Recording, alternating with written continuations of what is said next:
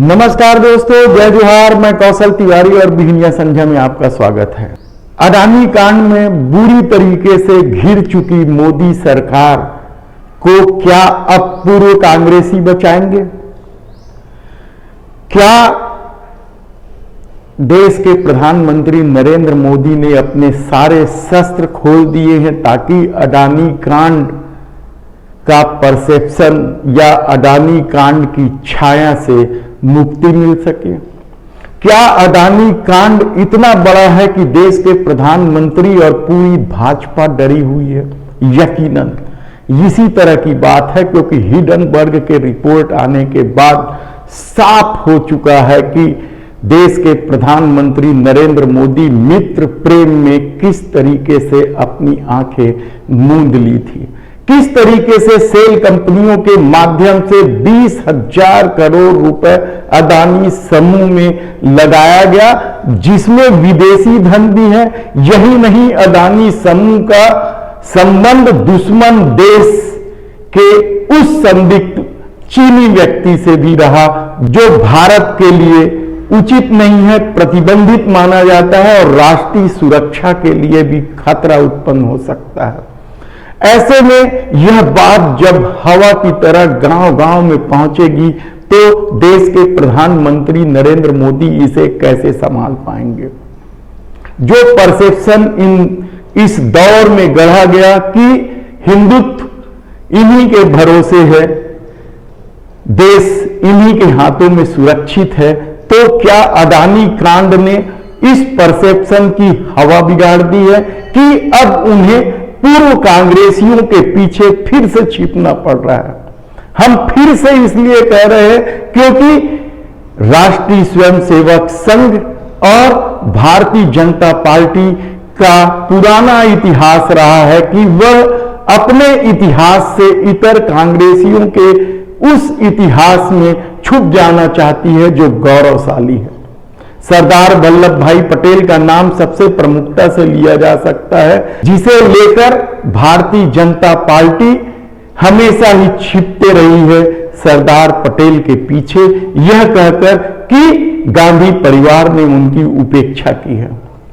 सुभाष बाबू के पीछे भी यह कहकर छुपते रहे हैं कि सुभाष बाबू को उचित सम्मान नहीं मिला और उनकी हत्या का राज दफना दिया गया, और यहां तक कहा गया कि ब्रिटिश हुकूमत ने जब उन्हें युद्धबंदी घोषित किया तो भारत ने उनका समर्थन किया। इस तरीके से आप लाल बहादुर शास्त्री के पीछे छिपते देख सकते हैं। कितने ही कांग्रेस के वरिष्ठ नेता हैं जिनके पीछे भारतीय जनता पार्टी छिपते रही है, और इन दिनों देश के प्रधानमंत्री नरेंद्र मोदी दक्षिण की यात्रा में है, जहां 3 बड़े कांग्रेसी नेताओं को भारतीय जनता पार्टी में लाया गया है।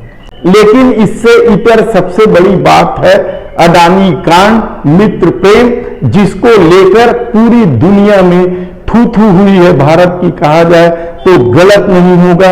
और इस कांड को दबाने के लिए संसद की कार्रवाई से सवाल हटा दिए गए, और कहा तो यहां तक जा रहा है कि राहुल गांधी के खिलाफ जो कार्रवाई की गई है उसके पीछे भी अडानी कांड की छाया है।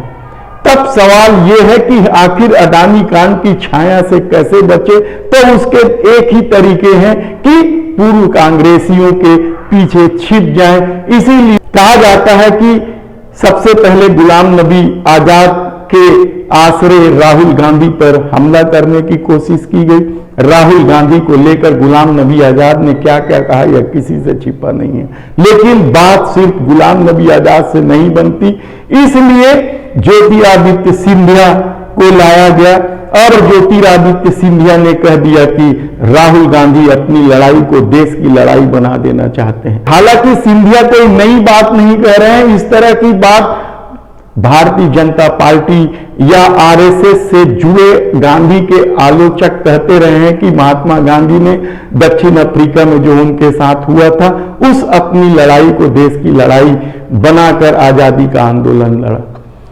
अब जब सिंधिया और गुलाम नबी आजाद के बोलने से भी मामला लगा कि नहीं दब पाएगा, तब शरद पवार को लाया गया, उस चैनल में लाया गया जो अडानी का ही चैनल है। उस चैनल में इंटरव्यू में जिस तरीके से शरद पवार ने जेपीसी की मांग को लेकर मजाक उड़ाया, कहा जाए तो गलत नहीं होगा। उन्होंने हिडनबर्ग की रिपोर्ट का भी मजाक उड़ा दिया।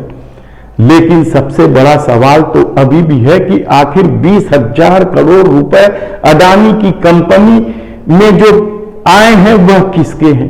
क्या विदेशी ताकतों के हैं? क्या भारत की सुरक्षा पर खतरा उत्पन्न करने वाले लोगों के हैं, या फिर सत्ता से जुड़े लोगों के हैं? यह सबसे बड़ा सवाल है। और यही सवाल आग की तरह जब फैलने लगा है तो विपक्ष को खरीद लो, बदनाम कर दो, या जेल में डाल दो, या कुचल दो की नीति के तहत सत्ता ने सारे शस्त्र खोल दिए हैं। देखना है कि आने वाले दिनों में क्या होता है। धन्यवाद।